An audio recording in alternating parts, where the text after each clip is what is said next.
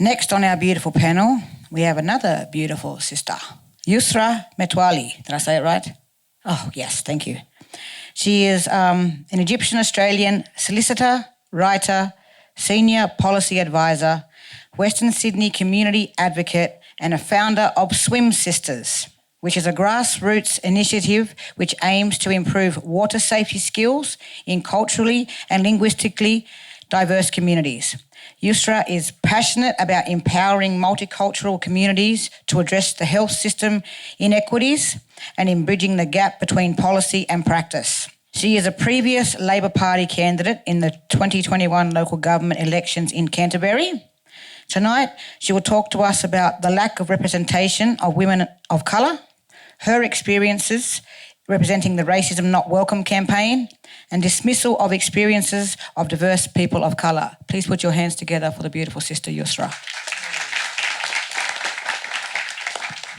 Thank you very much, and it's quite an honour to be part of this panel with such grassroots advocates who are really shaping the society that we are in, especially at the cusp of a new year and all the changes we've seen in the last 2 years since COVID made us question what the concept of normal is.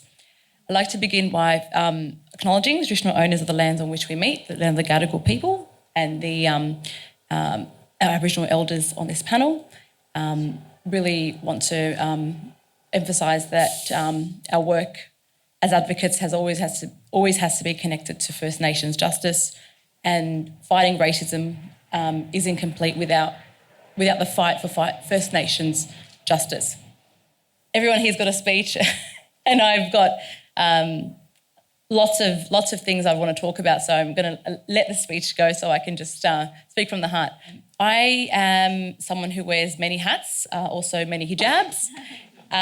So I did train as, I'm technically a solicitor, and I have, for the last 2 years, was working at Wirajuri Aboriginal Women's Legal Centre, and in those last 2 years for me, that gave me such a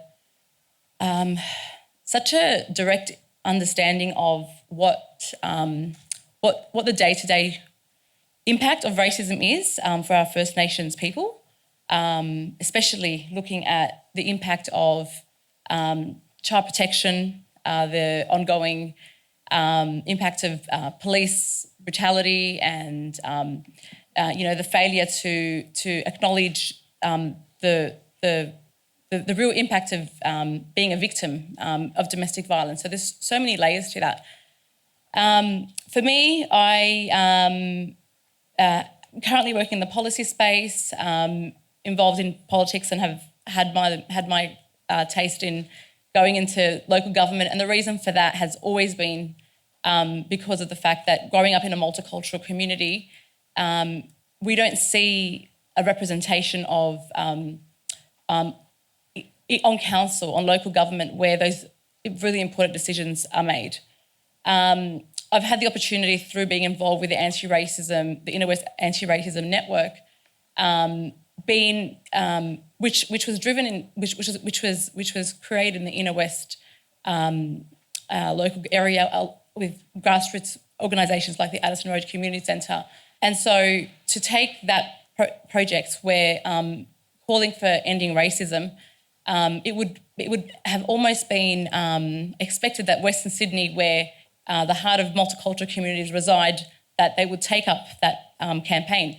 However, to go, having been out to talk to local councils and talk about the campaign, I was quite surprised to see that amongst local councils that are made up of individuals who, some of them are from multicultural backgrounds, yet there is this element of refusing to accept that racism is an issue. This is where what often tends to happen is multicultural communities can often adopt racism in adjusting and adapting to being successful.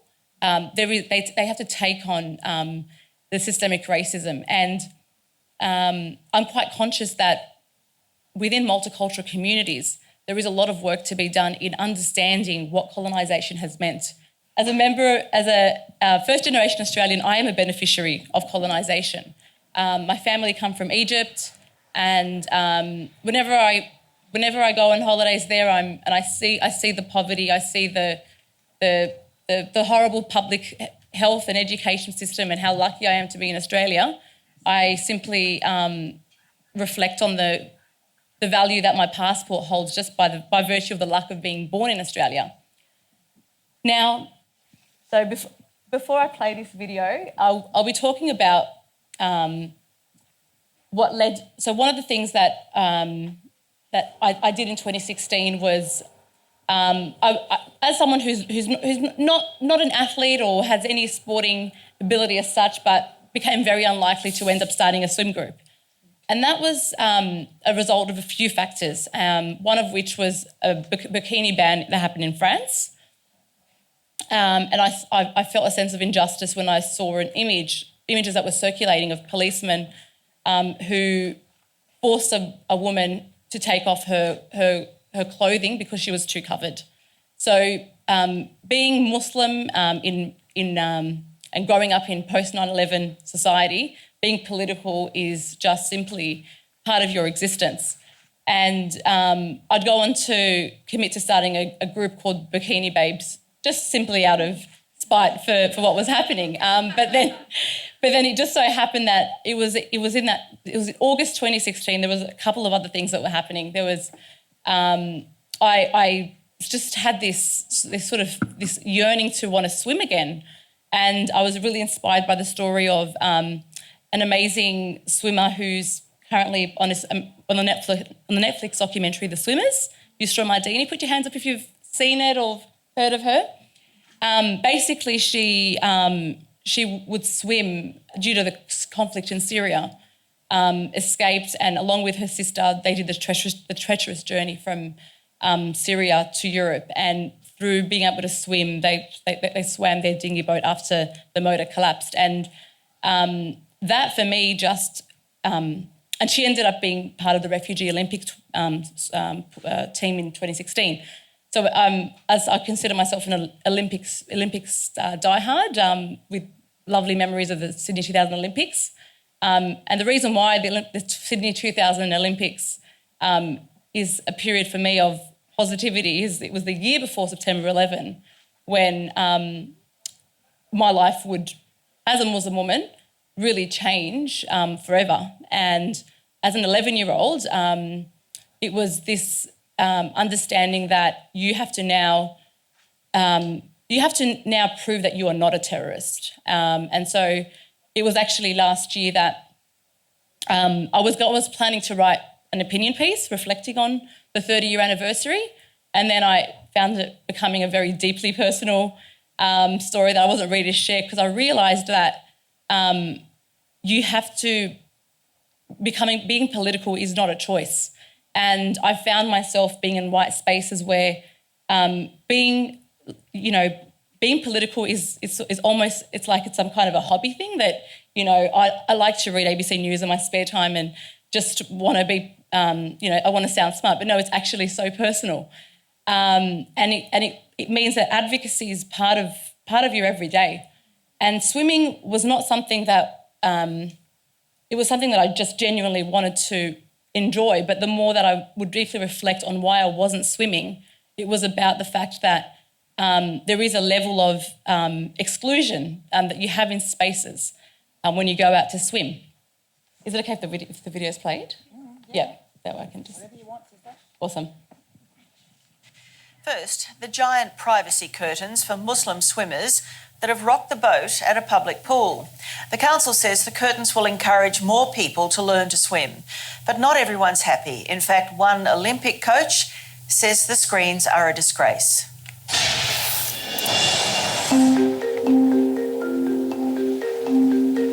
It is dividing Australia. It is dividing families. If people are going to take that attitude, they're forgetting what the purpose of it is. Who would have thought this tiny pool behind these big curtains? Where should curtains be used in normal day life? On your window to stop people perving at you when you've got no gear on. Not in a public swimming pool. Could create such a tidal wave of emotion. What a load of crap. And I think this is a shame. I think it's for the whole community. It's a local community pool. At your local pool, you'd expect to find curtains in your changing rooms, right? But here, they've been put up around the entire pool, effectively segregating it from the rest of the aquatic centre, mainly to accommodate female Muslim swimmers. And as you'd expect, that's created more than a few waves. What do I do down at my pool? I have one area for Italians, one for Vietnamese. I'm going to have a lot of curtains down there. Legendary swim coach Dick Kane has taught all comers, including champion marathon giant Susie Moroney. Yeah, I've had the Hells Angels there, the Rebels, Christ knows what, let alone Muslims. But he's been quick off the starting block to slam a move by a local council to close off the community pool with curtains for women's-only swimming lessons in one of Australia's most populated Muslim areas, Auburn in Western Sydney. That's a load of bull. You know, the thing of this segregation, the thing of making them separate is making them that they are different. So this guy was actually convicted of child better sexual than abuse us, allegations last year, by the way. About them, or that the males are standing over. Yeah, it came out very recently. Anyone who fancies some privacy can use this private pool at the $27 million redeveloped facility. But with so many Muslims leaping into the deep end behind curtains, the community's divided. In a reverse situation to how it was in South Africa.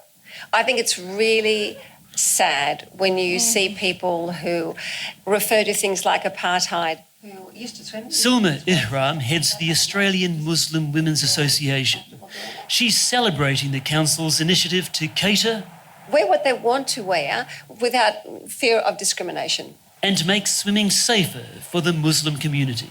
Good on the council for understanding that there's a large segment of the population that still has not learned how to swim because of their cultural background. In a statement, the council said, "The curtains, which are retractable and can be used or not used at any time, ensure we have provided a space that is accessible to and inclusive for all."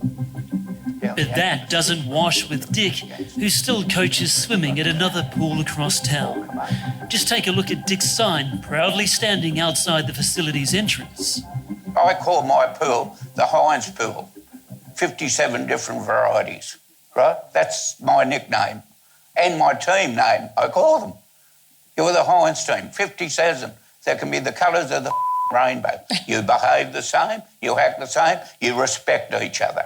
Not all right, he's stressing me out. People who like to have privacy, whether they're men or whether they're women. There's a lot of uses that privacy can be put to help people who are not so confident to be able to be confident. And it's not just for Muslims. Okay, all right. So this is how starting a group for swimming to make women feel comfortable, to encourage them to swim in a safe space became a political act. Essentially, the day that this current affairs story ran, the local pool, had refurbished and created this program pool with 2 hours a week of women's swim times. And I was interviewed by the local newspaper to just provide comments about supporting that measure. And it was really such a basic, that pool there is actually a program pool. My baby learnt to swim in there. So it's not some, big swimming pool, yet it became such a issue, a controversial issue for no reason at all, apart from racism. It was on the news with all the major news stations that day, where it was about this sense of policing with a space that's for women, but because of the fact that it meets the needs of multicultural communities and Muslim communities, where women have a preference to have a women's space to swim, it created this unnecessary commentary. And in actual fact, if we relied on just common sense, then it would be a measure. It would be a way to address the very big issue of drownings. So drownings is a huge global issue, and in Australia, despite the fact that swimming is this iconic activity, the people who are overrepresented in drowning statistics are those who are born from overseas, and especially those in Western Sydney. and this is essentially the real issue, that when a very simple measure is put in place, then it becomes this attack on having that space. And the people that weighed into this argument included people like Mark Latham, who actually created a website, Tear Down That Curtain. And it, you know, it really, like, you saw that pool, like, if you had a choice to swim, you're not going to actually swim there. It's such a tiny pool. There's about 5 other pools in a complex. The point is that this is what it's like to have to navigate spaces, and the impact of exclusion. It doesn't matter. It doesn't matter that you live in an area, a multicultural part of Sydney. Often we hear one of the defences about why anti-racism isn't needed is that we are so diverse, and you know, I enjoy kebabs, therefore I'm not racist.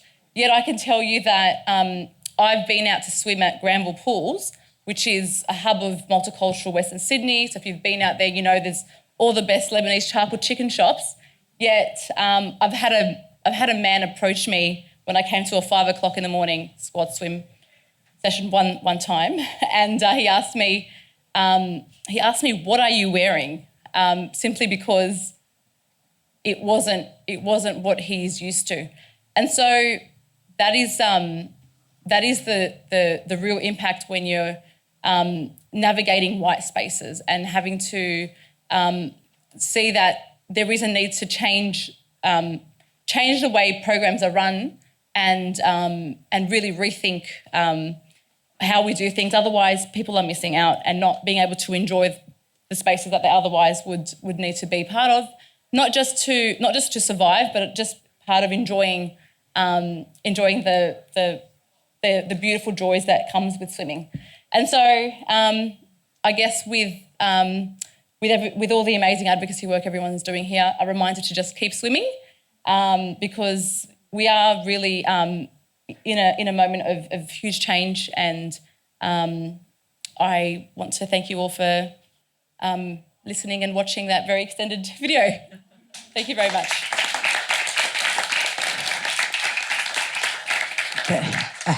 Thank you, beautiful sister, and again, thank you. And just a little comment. Well, he's got the right name. He's a big dick.